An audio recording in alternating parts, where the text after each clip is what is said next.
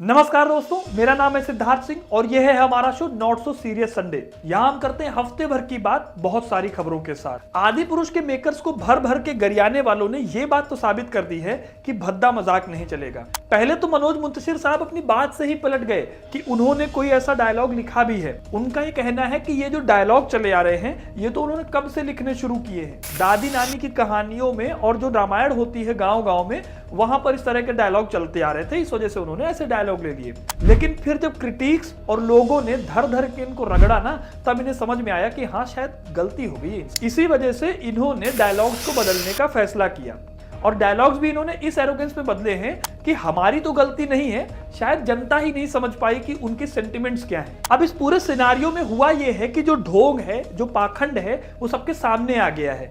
इन्हें लगा था कि भगवान राम पर मूवी बनाएंगे, लोग तो देखने आएंगे ही आएंगे, अच्छे खासे सैटेलाइट राइट्स भी बिक जाएंगे, जो इन्होंने पैसा लगाया है वो तो मिलेगा ही और अच्छा खासा मुनाफा भी कमा लेंगे, तो चाहे जैसी मूवी बनाओ ऑडियंस तो पहुंच ही जाएगी सिनेमा हॉल तक। लेकिन इनकी यही स्ट्रेटजी बैकफायर कर गई, क्योंकि इन्हें पता ही नहीं था कि लोगों के अंदर राम कितने अंदर तक बसते हैं और इसी वजह से लोगों ने इनको क्रिटिसाइज करना शुरू किया और इसी का रिजल्ट है कि इसका कलेक्शन कंटिन्यूअसली गिरता जा रहा है। यहां तक कि 150 रुपए इनको टिकट का प्राइस करना पड़ा ताकि लोग सिनेमा हॉल तक आ जाएं। अब इनकी यही स्ट्रेटजी बैकफायर कर गई है। एक से एक लोग इसको इस तरह से क्रिटिसाइज कर रहे हैं कि इनको समझ में ही नहीं आ रहा है कि किसको क्या जवाब दिया जाए। अब आपके सामने मैं कुछ ऐसे फैक्ट्स रखूंगा जिससे आपको यह समझ में आएगा कि मूवी के बनने के बाद कितना ज्यादा मजाक हुआ है आपके साथ। सबसे पहले जब आदि पुरुष रिलीज नहीं हुई थी तब इन्होंने कहा था कि इन्होंने रामायण की कहानी से कोई छेड़छाड़ नहीं की है। क्या हमने कोई अलग टेक लिया है? तो इसका सीधा जवाब यह है देवांग जी, बिल्कुल नहीं। जो रामायण लोगों ने सुनी है, पढ़ी है, देखी है, एग्जैक्टली वही रामायण है, कुछ भी अलग नहीं। लेकिन जब आदि पुरुष रिलीज हुई और लोगों को समझ में आया कि उनके साथ बहुत गंदा वाला मजाक हुआ है, तब इन्होंने कहना शुरू कर दिया कि आदि पुरुष जो है वो तो हाईली इंस्पायर्ड है रामायण से, वो रामायण की कहानी ही नहीं है। जब हम आदि पुरुष बना रहे हैं तो पहली बात तो 2-3 चीजें मैं एकदम स्पष्ट कर दूं, मैंने पहले भी कही है और अभी स्पष्ट कर देता हूं। हमने रामायण नहीं बनाई है, हम रामायण से प्रेरित हैं। इसीलिए उन्होंने रामायण नाम ना रखकर आदि पुरुष नाम रखा। चलो ये लॉजिक मैं एक बार को मान लेता हूं, क्योंकि हो सकता है कि आप अपने आप को बचाना चाह रहे हैं। एक जो भद्दा मजाक इन्होंने किया है वो ये किया है कि इन्होंने आदि पुरुष के डायलॉग बदले हैं, ऐसा इनका क्लेम है। लेकिन ये डायलॉग भी कोई बहुत अच्छे डायलॉग नहीं किए हैं इन्होंने। पहले वाले डायलॉग से आपको उल्टी आती, इस डायलॉग से आपको खांसी आएगी, लेकिन इंपैक्ट जरूर बुरा पड़ेगा। मनोज मुंतशिर ने इस हफ्ते कई सारे इंटरव्यू दिए, कई जगहों पर उन्होंने कई सारी बातें कही। इन्होंने ये तक कहा है कि करीब 4000 से ज्यादा डायलॉग लिखे हैं इन्होंने, जिसमें से 5 डायलॉग का मजाक बनाया जा रहा है। मनोज भाई, सिर्फ 5 डायलॉग का मजाक नहीं बनाया जा रहा है। जो लैंग्वेज आपने थ्रू आउट स्टोरी में रखे हैं, जिस तरह से आपने पोर्ट्रेट करवाया है राम और रावण को और लंका को और हनुमान जी को, उन सब से लोग गुस्सा हैं। बात सिर्फ डायलॉग की नहीं है, वीएफएक्स से लेकर रिप्रेजेंटेशन ऑफ कैरेक्टर्स तक में दिक्कत है। और इसके बावजूद इनका यह तक कहना है कि उन 5000 लाइंस में से सिर्फ 5 में दिक्कत थी, बाकी की तारीफ नहीं हो रही है। इस घटिया मूवी के लिए अभी भी इनको तारीफ चाहिए, यह इनका एरोगेंस है। तो इस बार तो मैं बस इतनी ही बात बताऊंगा आदि पुरुष के बारे में। ये बताना भी बहुत जरूरी था, क्योंकि हमें स्टैंड लेना होगा इस तरह की घटिया मूवीज के अगेंस्ट। अब अगर आप में से किसी ने ये मूवी देखने का पाप किया है तो मनोज मुंतशिर को कमेंट सेक्शन में अपना आशीर्वाद देते जाइए। हम बढ़ते हैं अपनी अगली खबर की तरफ। इस हफ्ते अगर किसी की बल्ले बल्ले हुई है तो वो है हमारे प्रधानमंत्री नरेंद्र मोदी जी। मतलब स्टेट विजिट के अनाउंसमेंट के बाद से ही कंटिन्यूअसली उनकी हर कोई तारीफ किए जा रहा है। पुराने वाले ट्विटर के सीईओ जो थे, उन्होंने कहा कि बीजेपी ने उनके टाइम पर इंडिया में ट्विटर के लिए काफी दिक्कतें करी थी। लेकिन जो नए वाले सीईओ हैं, यानी कि एलन मस्क हैं, उनका कहना है कि नरेंद्र मोदी देश की बहुत कदर करते हैं, हम भी उनकी बहुत रिस्पेक्ट करते हैं और वो बहुत ग्रेट आदमी है और Tesla is looking forward to invest in India. I am a fan of Modi. हमको मोदी चाहिए। मोदी हमारा पति, हमारा भाई, हमारा बाप, हमारा गुरु है। अब गला फाड़ फाड़ के न्यूज एंकर्स ने आपको बता ही दिया होगा कि स्टेट विजिट है, स्टेट विजिट है, स्टेट विजिट है। लेकिन अभी ये जान लो कि स्टेट विजिट होता क्या है और ये हिस्टोरिक क्यों है। सबसे पहले जो स्टेट विजिट होती है वो बहुत इंपॉर्टेंट विजिट होती है, क्योंकि यूएस के प्रेसिडेंट खुद इनवाइट करते हैं किसी देश के लीडर को या फिर किसी डेजिग्नेटेड पर्सनैलिटी को अपने यहाँ पर।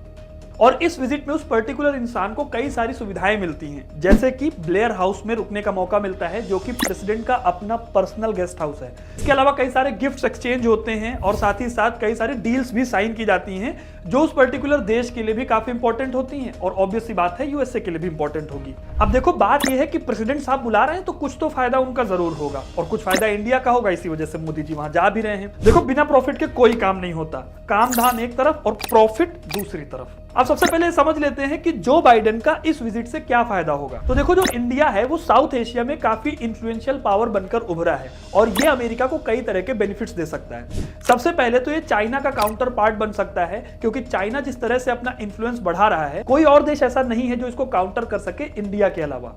दूसरा अगर आप देखोगे तो वेस्ट में इंडिया के पाकिस्तान है और ईस्ट में है चाइना, और ये दोनों ही देश इंडिया की इंटीग्रिटी के लिए एक तरह से रिस्क हैं और इंडिया को इसी वजह से जरूरत है आर्म्स एंड एम्युनिशन की। और यहां पर सबसे इंपॉर्टेंट रोल आ जाता है अमेरिका की आर्म्स कंपनीज का, जो कि इंडिया को आर्म्स प्रोवाइड करेंगे और अमेरिका की इकोनॉमी को फायदा होगा। अब इंडिया यहां से अपना डिफेंस सेक्टर मजबूत कर सकता है और अमेरिका अपने डिफेंस सेक्टर की कंपनीज को प्रॉफिट दिला सकता है। दूसरा एक इंपॉर्टेंट रीजन ये है कि इंडिया इस समय काफी तेजी से ग्रो कर रहा है, यानी कि इंडिया एक बड़ा बाजार बनता जा रहा है और इस वजह से जो अमेरिका के स्टार्टअप हैं वो इंडिया में इन्वेस्ट करके इंडिया को काफी फायदा पहुंचा सकते हैं और खुद की कंपनीज को भी काफी ज्यादा फायदा पहुंचा सकते हैं। और इसी वजह से अभी अमेरिका और इंडिया के बीच में बहुत पावरफुल ड्रोन की डील हुई है। इस ड्रोन का नाम है MQ-9BC गार्डियन और ये ड्रोन दुनिया के सबसे ताकतवर ड्रोन्स में से एक है। वैसे अगर आपको बताऊं तो ये जो ड्रोन है इसका इस्तेमाल 9/11 के हमले में जो मास्टरमाइंड था ओसामा बिन लादेन, उसको मारने के लिए भी किया गया था। इसके साथ ही साथ अमेरिका ने पिछले साल अफगानिस्तान में काबुल में एक ड्रोन अटैक किया था जिसमें अल जवाहिरी मारा गया था, इसमें भी इस ड्रोन का इस्तेमाल किया गया था और इंडिया के लिए ड्रोन काफी इंपॉर्टेंट साबित हो सकता है। अब अगर आपने यूएसए के प्रॉफिट्स को समझ लिया है तो ये भी जान लो कि मोदी जी को इससे क्या फायदा होगा, मतलब हमारे देश को इससे क्या फायदा होगा। सबसे पहले तो ये समझो कि इन विजिट्स में जो डील साइन होंगी उससे फायदा मिलेगा आत्मनिर्भर भारत और मेक इन इंडिया जैसी स्कीम्स को। जब यूएसए से कोई कंपनी या फिर कोई टेक्नोलॉजी इंडिया में आएगी तो वो इंडिया में टेक्नोलॉजी ट्रांसफर करेगी, जिससे इंडिया की कंपनीज को फायदा मिलेगा और इंडिया के लोग इंडिया में ही कोई चीज बनाने के लिए अपने आप को काबिल बना पाएंगे। और दूसरी बात यह है कि अगर यूनिवर्स बॉस के साथ आपका उठना बैठना है, आना जाना है, गले मिलना है, तो जाहिर सी बात है कि आगे चल के आपका भी रौला बढ़ेगा। इसीलिए एक तरफ पीएम ग्रीन डायमंड दे रहे हैं, उनकी पत्नी को डायमंड दे रहे हैं, कई तरह के गिफ्ट्स दे रहे हैं, वहीं पर जो बाइडेन है वो भी प्रधानमंत्री को काफी सारे गिफ्ट्स दे रहे हैं। ये जो गिफ्ट्स का एक्सचेंज है ये इसी वजह से हो रहा है क्योंकि इन दोनों देशों को एक दूसरे की जरूरत है और आज के टाइम पर इनके अलायंस को काफी इंपॉर्टेंट अलायंस के रूप में देखा जा रहा है। लेकिन अब ऐसा भी नहीं है कि यूएसए की इस विजिट को लेकर सारे लोग पॉजिटिव ही हैं। कुछ लोगों को इस विजिट से दिक्कत भी है, खास तौर से उन लोगों को जिन लोगों ने मणिपुर में हिंसा देखी है। अमेरिका में मणिपुर को रिप्रेजेंट करने वाला मेइतेई ट्राइब का एक ग्रुप है जिन्होंने इस विजिट का विरोध किया है क्योंकि उनको लगता है कि मणिपुर के जो क्वेश्चंस हैं उनको अभी तक आंसर नहीं किया गया है। वहीं एक्स प्रेसिडेंट बराक ओबामा तक ने कहीं ना कहीं इस विजिट का विरोध किया है क्योंकि उन्होंने एक इंटरव्यू में यह कहा कि अगर पीएम मोदी उनके टाइम पर अमेरिका आते तो वो मोदी से अल्पसंख्यकों के राइट्स को लेकर जरूर सवाल पूछते। बाकी आपको इस विजिट से क्या लगता है, क्या फायदा होगा इंडिया को, हमें कमेंट करके जरूर बताना। अब बढ़ते हैं हफ्ते की बड़ी खबरों की तरफ। ये न्यूज है नॉर्थ कोरिया से, जहां पर कानूनों में उतना ही लॉजिक है जितना कि रेस 3 की स्क्रिप्ट में होता है। बेसिकली नॉर्थ कोरिया में पिछले कुछ सालों में सुसाइड के केसेस बहुत ज्यादा बढ़ गए हैं, जिसकी वजह से नॉर्थ कोरिया के प्रेसिडेंट किम जोंग उन ने सुसाइड को ही एंटी नेशनल घोषित कर दिया है। यहां तक कि उन्होंने ये तक कहा है कि अगर कोई सुसाइड का केस सामने आता है तो इसमें लोकल अथॉरिटीज को रिस्पॉन्सिबल माना जाएगा और उनके अगेंस्ट कार्रवाई होगी। और अच्छा, सुसाइड का मेन रीजन क्या है पता है आपको? ये भी मेरी गलती है। नहीं भाई मेरी गलती है। नहीं मेरी गलती है। नहीं बाबा नहीं। हुआ यह है कि पिछले कई सालों में नॉर्थ कोरिया में भुखमरी के केसेस बढ़े हैं और इसी वजह से वहां पर लोग सुसाइड करने तक के लिए मजबूर हैं। अभी हाल ही में यूएन की एक रिपोर्ट भी आई थी जिसमें इस पूरे मामले को अच्छे से रखा गया था, जिसके बाद से बहुत ज्यादा अलर्ट में आ गए हैं नॉर्थ कोरिया के प्रेसिडेंट और इसी वजह से इस तरह के फैसले सामने आए हैं। सबसे बड़ी बात यह है कि किम जोंग उन ने ये कोई नया फैसला ऐसा अजीबोगरीब नहीं लिया है, इससे पहले भी वो कई सारे ऐसे फैसले ले चुके हैं। हाल ही में अभी कुछ महीने पहले उन्होंने हॉलीवुड मूवीज देखने पर बैन लगा दिया था। कहा गया कि अगर कोई बच्चा हॉलीवुड की मूवी देखते हुए पाया गया तो उसको बहुत ढंग से यानी कि ढंग की सजा मिलेगी। ये न्यूज है हमारे और आपके व्हाट्सएप से रिलेटेड।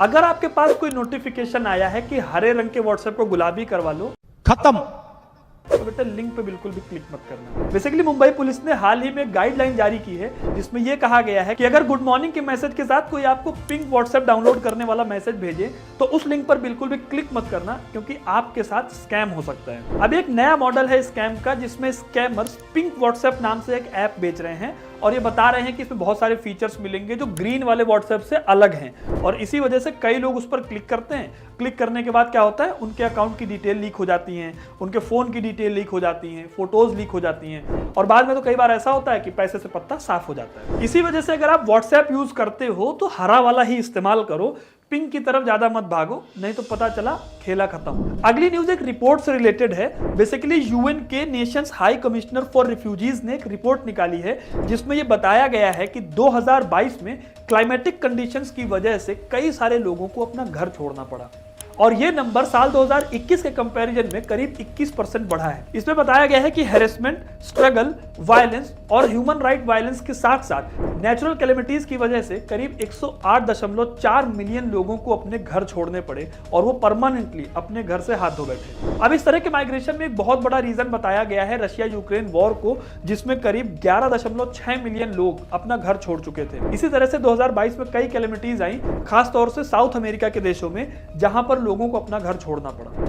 अब कई लोगों को इसके बाद लगता है कि दुनिया में चारों तरफ शांति है, कहीं कुछ भी उल्टा नहीं हो रहा है, और जो एनवायरमेंटल चेंज है ये एक्चुअली कुछ होता ही नहीं है। अब बढ़ते हैं अपनी अगली खबर की तरफ। ये खबर है नॉर्थ ईस्ट से रिलेटेड, जहां पर कई सारी प्रॉब्लम्स एक साथ चल रही हैं और उन पर बात उतनी हो रही है जितना बैक बेंचर अपने एग्जाम के रिजल्ट की बात करता है। असम, मेघालय और सिक्किम, ये तीनों स्टेट्स इस समय बाढ़ से जूझ रहे हैं, और असम के करीब 14 जिलों में 3.5 लाख से भी ज्यादा लोग इस बाढ़ से प्रभावित हैं। इस समय की जो रिपोर्ट है उस हिसाब से मेघालय में कई जगहों पर लैंडस्लाइड की घटनाएं देखने को मिली हैं, जिसकी वजह से 80 गांव अफेक्ट हुए हैं और कई रास्ते बंद पड़े हैं, जहां से लोगों को निकालना काफी मुश्किल हो जा रहा है। अब यहाँ पर समझने वाली बात या फिर सोचने वाली बात यह है कि हर साल असम में इतनी ज्यादा बाढ़ क्यों आती है। तो सबसे पहले ये समझो कि असम जो है वो 2 नदी घाटियों के बीचों बीच बसा हुआ है। पहली है बराक नदी और दूसरी है ब्रह्मपुत्र रिवर। एक्सपर्ट्स ये कहते हैं कि कंटिन्यूअसली टेम्परेचर बढ़ने की वजह से और पोल्यूशन बढ़ने की वजह से हिमालयन ग्लेशियर्स जो हैं वो पिघल रहे हैं। इसकी वजह से क्या हो रहा है, इन नदियों का जो वाटर लेवल है वो अचानक बढ़ जाता है। इसी टाइम पर यानी मई जून के टाइम पर यहाँ काफी ज्यादा बारिश भी होती है, और इस पानी की निकासी का कोई इंतजाम नहीं किया गया है, जिसकी वजह से हर साल असम में बाढ़ आती है। एक्सपर्ट्स का यह भी कहना है कि यहाँ पर कई बांध बनाने होंगे जिनसे इस पानी को रोका जा सके। हालांकि 1980s से ही काफी ज्यादा स्टेप उठाए गए हैं असम में बाढ़ को रोकने के लिए, लेकिन इनमें से कोई भी स्टेप इतना ज्यादा इम्पैक्टफुल नहीं हुआ है कि वो इस बाढ़ को रोक पाए। नॉर्थ ईस्ट से ही हमारी अगली न्यूज है जो है मणिपुर से। पिछले 2 महीने से मणिपुर में वायलेंस चल रहा है और इसको लेकर अभी तक कोई बहुत ठोस कदम नहीं उठाया जा सका है। अभी तक करीब 100 लोगों की मौत इस इंसिडेंट में हो चुकी है और 4100 से भी ज्यादा आगजनी की खबरें सामने आई हैं। इससे जुड़ी एक बड़ी खबर यह है कि होम मिनिस्टर अमित शाह ने 24 जून को ऑल पार्टी मीटिंग बुलाई है, जिसमें सारी पार्टीज के साथ डिस्कशन किया जाएगा कि कैसे मणिपुर की इस प्रॉब्लम को सॉल्व किया जा सकता है। बाकी मणिपुर का पूरा कॉन्फ्लिक्ट क्या है, कैसे ये घटना इतनी बड़ी हो गई और इसके पीछे क्या रिस्पॉन्सिबल रीजन है, इसके लिए आप हमारी इस वीडियो को क्लिक करके देख सकते हो और पूरी घटना को डिटेल में समझ सकते हो। अमेरिका में पहले लगता था कि बहुत सीरियस लोग रहते हैं, लेकिन सबसे ज्यादा नॉन सीरियस न्यूज अमेरिका में ही चल रही है। इधर से पता नहीं क्या इनको कीड़ा जगा एलोन मस्क भाई साहब को कि इन्होंने फेसबुक के मालिक मार्क को कहा, आओ जरा भिड़ लो हमसे। अच्छा, अभी लगा कि चलो ठीक है मजाक चल रहा है, लेकिन इनकी बात को सीरियस ले लिया मार्क भाई साहब ने। मार्क भाई साहब ने कहा, send me your location, I will be there. अब देखो बात यह है कि इन दोनों के बीच की बात है, लोगों को लगना नहीं चाहिए, लेकिन ट्विटर बीइंग ट्विटर सबने मजे लिए और ये न्यूज इतनी ज्यादा चल रही है कि सारी बड़ी खबरें एक तरफ और एलन मस्क और मार्क जुकरबर्ग की जो खबर है वो एक तरफ। अभी पूरी फाइट इस वजह से हो रही है क्योंकि रिसेंटली ट्विटर को खरीदा था एलन मस्क ने और मार्क जकरबर्ग जो हैं वो ट्विटर का ही एक रिप्लेसमेंट लाने वाले हैं। मतलब अब यूजर्स के पास ट्विटर जैसा ही एक और प्लेटफॉर्म होगा जिसको मेटा या फिर फेसबुक ओन करेगा। अब जाहिर सी बात है, जलेगी किसकी? एलन भैया की। अब आगे लड़ाई होगी या नहीं देखने वाली बात होगी। तब तक हम बढ़ते हैं अपनी अगली खबर की तरफ। इस वीक एक सैड खबर सामने आई जो करीब 4 दिनों तक पूरी दुनिया को परेशान करती रही। टाइटैनिक जहाज की तरफ जाने वाली एक सबमरीन शिप टाइटन अचानक से गायब हो गई। डाइव लगाने के करीब 45 मिनट बाद ही उसका कनेक्शन फ्लोर से कट गया, जिसके बाद दुनिया भर की मरीन्स इसको ढूंढने में लग गई, क्योंकि इसमें पाकिस्तान के करोड़पति सहित 5 लोग शामिल थे जो काफी इंपॉर्टेंट पर्सनैलिटीज थे। इसमें टाइटैनिक मैन कहे जाने वाले एडवर्ड जे स्मिथ भी शामिल थे, जो इस सबमरीन के कैप्टन थे। कनेक्शन टूटा तब इनके पास करीब 72 घंटों के लिए ऑक्सीजन था। 4 दिनों तक इनके लिए सर्च ऑपरेशन चला और फाइनली डिक्लेयर कर दिया गया कि उसमें कोई भी जिंदा नहीं बचा होगा, क्योंकि कोई भी सबूत नहीं मिल रहा था कि ये मरीन कहां गई। वैसे आपको बता दूं कि इस तरह के टूर में करीब 2 करोड़ रुपए का खर्चा आता है। पिछले साल भी ऐसा ही एक क्रू गया था टाइटैनिक को देखने के लिए और उन्होंने करीब 20 घंटे की वीडियो यूट्यूब पर इसके लिए अपलोड भी की थी। और इस साल ये क्रू जाने वाला था, जो अब हमारे बीच नहीं रहा। अब बढ़ते हैं हफ्ते की बकवास खबरों की तरफ। दिल्ली के एक होटल के साथ एक ऐसा खेला हुआ है कि उन्हें समझ ही नहीं आ रहा है कि आखिर ये हुआ तो हुआ कैसे। इंदिरा गांधी इंटरनेशनल एयरपोर्ट के पास एक होटल है, होटल रोजेट हाउस। यहां पर एक आदमी ने होटल के स्टाफ के साथ मिली भगत की, करीब 608 दिन वहां पर रहा, 58 लाख रुपए इसका बिल आया और उस पर उसने पैसे कितने पे किए? 1 रुपया नहीं। अब होटल के मालिक का एक क्लेम है कि अंकुश दत्ता नाम के इस गेस्ट ने गेस्ट नाम का मजाक बना दिया है, क्योंकि पिछले 308 दिनों से वो इस होटल में रह रहा था और उसने एक भी बिल पे नहीं किया। मतलब ये वो वाली बात हो गई कि एक आदमी आया होटल में, उसने होटल का रूम बुक किया, 308 दिन रुका, नहाया धोया खाया, अच्छे से रहा, लग्जरी लाइफ जी और उसके बाद निकल गया, रुपया एक भी नहीं दिया। अरे मुझे चक्कर आने लग गया। अब ये होटल के साथ क्यों हुआ है? जब तुम होटल में जाते हो 10 तरह के खर्चे जोड़ते हैं, ये पूरा का पूरा पैसा ही निकाल लिया है जितना उस होटल ने लूटा होगा। अभी फिलहाल मामला जो है वो पुलिस के पास है, अब देखते हैं आगे इसमें क्या होता है। अब जो ये हुआ है इसको लेकर कई लोग ये भी कह रहे हैं कि अच्छा ही हुआ है, क्योंकि होटल वाले जो है ना वो बहुत लूटते हैं, कभी इसका चार्ज कभी उसका चार्ज, सर्विस का चार्ज, फलाने का चार्ज, ढिमकाने का चार्ज। कम से कम ये जो पैसा निकला है ना 58 लाख रुपए, ये उस होटल की वही सारी कमाई है जो लोगों से लूट लेते हैं। और होटल वाले इस समय क्या सोच रहे होंगे? मेरा तो इतना लाइफ खराब हो गया है, इतना लाइफ खराब हो गया है मेरा। अगली खबर है यूपी से, जहां पर एक शादी में दूल्हे को पेड़ से बांध दिया गया, क्योंकि अचानक उसे याद आया कि दहेज तो हमने मांगा ही नहीं। अब किस्सा है यूपी के प्रतापगढ़ का, जहां पर दूल्हे की जब बारात पहुंची दुल्हन के घर, तो वहां पर पहले उसके दोस्तों ने बवाल काटा और अचानक उन्हें याद आया जयमाल से बिल्कुल पहले कि अरे दहेज लेना भूल गए, तो उन्होंने दहेज की डिमांड करनी शुरू कर दी। अब जब ये दहेज की डिमांड कुछ ज्यादा बढ़ी तो दोनों के बीच में तनातनी हो गई। तनातनी हुई तो तान के जो दुल्हन के घर वाले थे उन्होंने दूल्हे को ही पेड़ से बांध दिया। दूल्हे को तो बांधा ही बांधा, बाराती को भी पेड़ से बांध दिया। खैर जैसे ये मामला सामने आया, पुलिस दोनों ही पक्षों को लेकर पुलिस स्टेशन गई है। अब देखते हैं कि इनके ऊपर दहेज एक्ट लगेगा या फिर मामला थोड़ा सलटा लिया जाएगा। अब बढ़ते हैं हफ्ते की पॉजिटिव न्यूज की तरफ। आकाश जून नाम के एक लड़के ने नीट में 34th रैंक लाकर यह साबित कर दिया है कि कोचिंग जाना जरूरी नहीं है किसी भी एग्जाम को निकालने के लिए। बेसिकली हाल ही में नीट का एक रिजल्ट जारी हुआ। अब आपको भी अच्छे से पता होगा कि जब नीट का या फिर किसी भी ऐसे कॉम्पिटिटिव एग्जाम का रिजल्ट आता है तो किस तरह से होर्डिंग छप जाती है बड़े बड़े टॉपर्स के साथ। लेकिन आकाश इन सबसे अलग है। आकाश की एक सिंपल स्ट्रेटेजी थी, पढ़ो और रिवाइज करो।